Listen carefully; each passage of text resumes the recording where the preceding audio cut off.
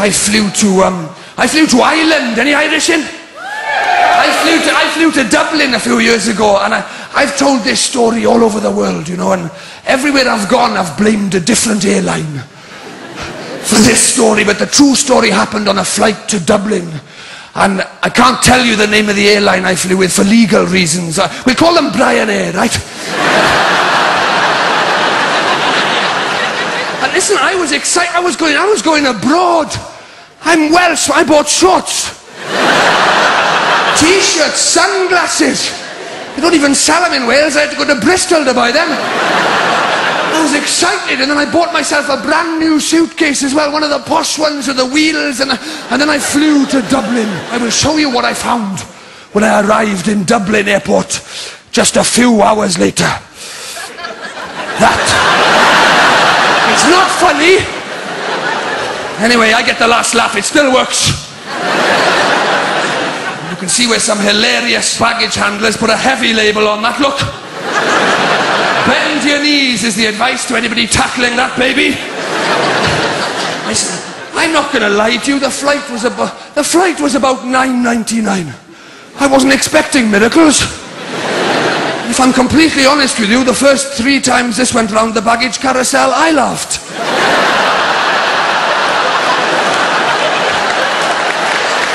Everybody laughed the first 3 times. It was hilarious.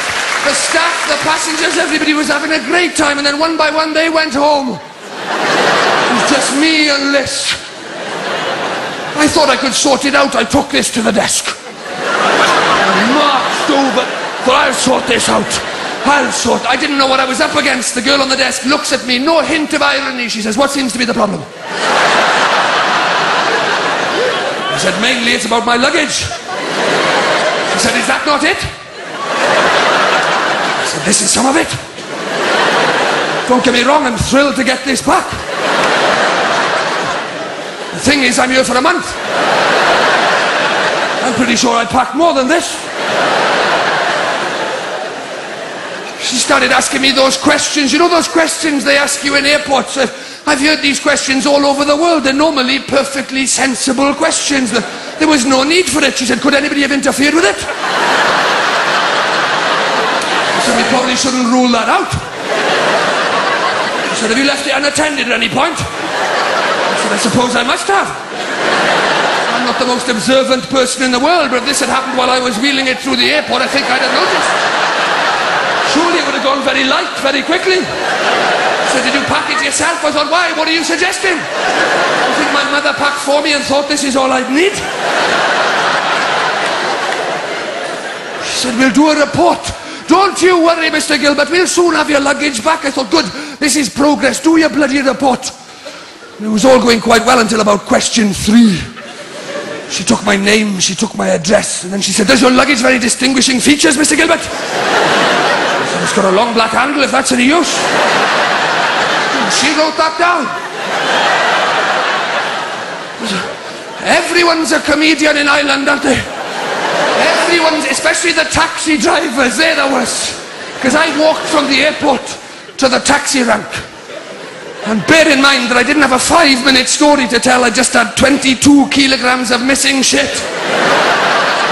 I wasn't looking too pleased, you know, but the guy in the first taxi, he saw me coming along with this. His eyes lit up. You could see what he was going to... It was so predictable. You could see what he could... Oh, he walks down to the back. So, pops open the boot. Oh, typical Irish wit. He says, "Do you want a hand with that?" "No, thank you.